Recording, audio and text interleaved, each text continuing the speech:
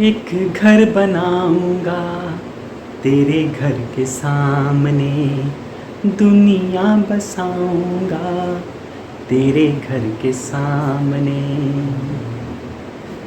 Hello friends, मैं मनीष अग्रवाल आपका स्वागत करता हूं आपके इस यूट्यूब चैनल के अंदर।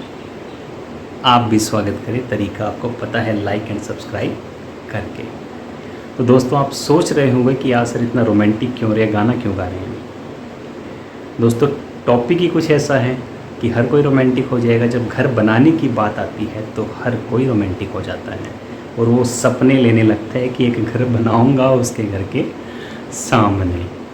तो चलिए दोस्तों, आज हम एक ऐसे टॉपिक पे बात करने जा रहे हैं कि जब हमको घर बनाना हो तो उस केस के अंदर हमारे सामने कुछ परेशानियां आती है और उस परेशानियों को हम कैसे टैकल कर सकते हैं जिससे कि हमें कोई नुकसान ना हो।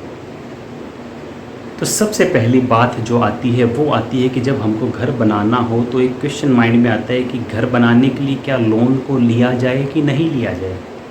मेरे पास में पैसा पड़ा है, मैं तो खरीद सकता हूँ घर ऐसे ही, लेकिन क्या मैं लोन लूँ या ना लूँ। तो दोस्तों, इसके लिए सबसे बड़ी बात आपको ध्यान में रखनी चाहिए, आपके पास लिक्विडिटी कितनी है। लिक्विडिटी का मतलब है आपके पास में पैसा कितना पड़ा है।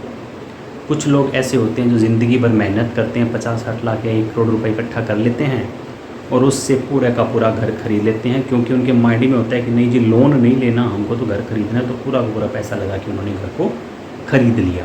अब प्रॉब्लम क्या आएगी, कुछ समय के बाद अगर किसी भी वजह से उनको पैसे की ज़रूरत हुई तो कैश क्रंच आ जाएगा। फिर क्या करना पड़ेगा, या तो घर को बेचोगे या इधर उधर से उधार मांगोगे, और जब उधार मांगने जाओगे तो आपको पता है कि ब्याज अच्छा खासा वो लेते हैं। तो इसके लिए दोस्तों हमेशा ध्यान रखना चाहिए कि जब भी आप घर खरीद रहे हो तो आपको घर लोन पे लेना है या डाउन पेमेंट 100% डाउन पेमेंट पे लेना है। वो आपकी लिक्विडिटी पे, आपके स्टेटस के ऊपर डिपेंड करता है। अगर आपके पास में बहुत पैसा पड़ा हुआ है तो आप फुल डाउन पेमेंट करके भी घर को ले सकते हैं, लेकिन अगर आपके पास में कुछ पैसा पड़ा हुआ है जो आपने इतने सालों में कमाया है तो आप अपनी 100% लिक्विडिटी को कभी भी घर खरीदने के अंदर मत लगाओ। इससे बेटर है आप हाउसिंग लोन लो, क्योंकि हाउसिंग लोन एक ऐसा लोन है जो सबसे सस्ता लोन होता है। अगर आपने घर खरीदने के अंदर अपनी सारी पूंजी, जमा पूंजी को लगा दिया और कल को आपको पैसे की ज़रूरत पड़ी तो मार्केट से जब आप लोन लोगे आपको 12%, 15%, 18% ऐसे इंटरेस्ट के रेटों पे मिलेगा, जबकि हाउसिंग लोन आपको 8-9% के रेटों पे बड़ी आसानी से मिल जाता है।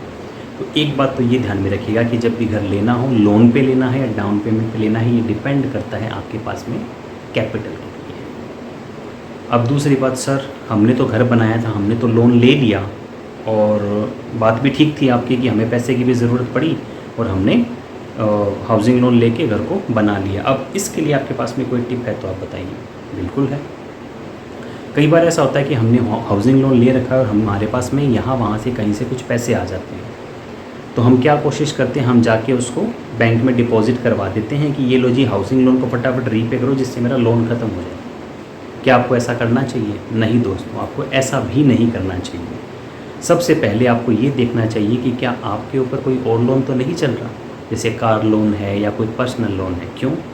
क्योंकि हाउसिंग लोन का इंटरेस्ट होता है सबसे कम, जबकि कार लोन या अदर पर्सनल लोन होते हैं उसका ब्याज होता है सबसे ज़्यादा। तो सबसे पहले अगर आपको प्री पेमेंट करना हो तो आप कार लोन या अदर लोन्स का कीजिए, हाउसिंग लोन का नहीं। क्यों? क्योंकि सबसे सस्ता लोन कौन सा है?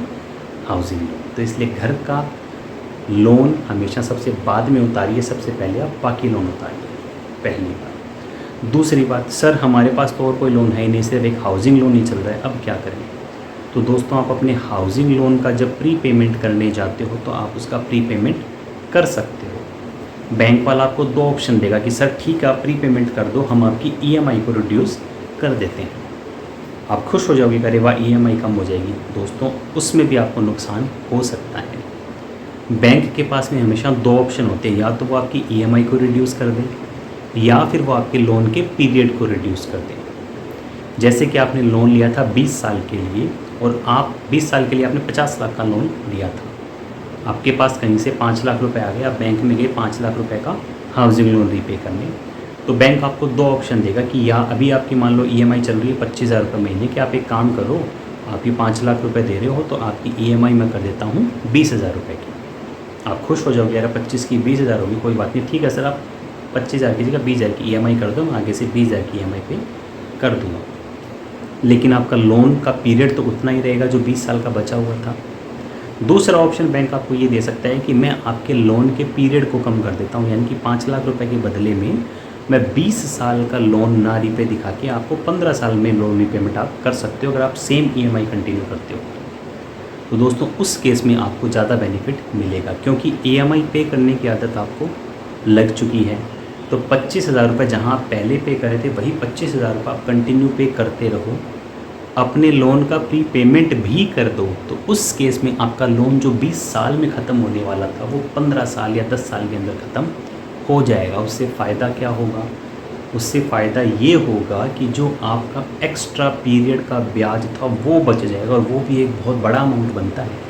अभी तो आपको 5-5 हज़ार रुपये EMI में बच रहे हैं, जिसको आप उतने टाइम के लिए कंसोलिडेट करोगे तो इतना बड़ा अमाउंट नहीं बनेगा जितना बड़ा अमाउंट ब्याज का आप उन रिड्यूस्ड 5 सालों में बचा लोगे।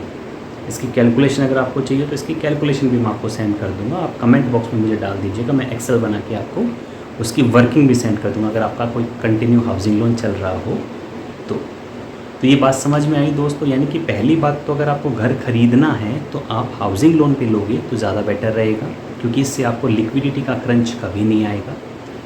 दूसरी बात, अगर आपने हाउसिंग लोन ले रखा है और अगर आप उसका पेमेंट करना चाहते हो, प्री पेमेंट करना चाहते हो, तो पहले आप अपने अदर्स लोन का रीपेमेंट करो।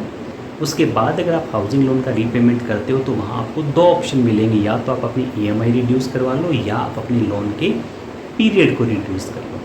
तो अगर आप अपनी EMI रिड्यूस करवाते हो या अपने लोन के पीरियड को रिड्यूस करते हो, उन दोनों में आपके लिए कौन सा ज़्यादा बेनिफिशियल है, इसकी कैलकुलेशन आप पहले कर लीजिए। मेरे ख्याल से ज़्यादातर आपको पीरियड को रिड्यूस करवाने में फ़ायदा मिलेगा इंस्टेड ऑफ आप अपनी EMI को रिड्यूस करने में। तो आप पहले इसकी वर्किंग कर लें, उसके बाद ही आप अपना डिसाइड करें कि आपको पीरियड रिड्यूस करवाना है या फिर EMI रिड्यूस करवाना है। ठीक है दोस्तों, आशा करता हूँ मेरे द्वारा दी गई ये जानकारी आपको समझ आई होगी। अगर आपकी कोई भी क्वेरी अभी बची हो या आप मेरे से जानना चाहते हो तो आप कमेंट बॉक्स के अंदर अपना कमेंट कर सकते हैं, या मेरे व्हाट्सएप नंबर 8510091100 पे भी मेरे को व्हाट्सएप कर सकते हैं। अगर आपको वीडियो अच्छा लगा तो लाइक एंड सब्सक्राइब ज़रूर कीजिएगा और अपने दोस्तों के साथ में शेयर कीजिएगा। Thank you.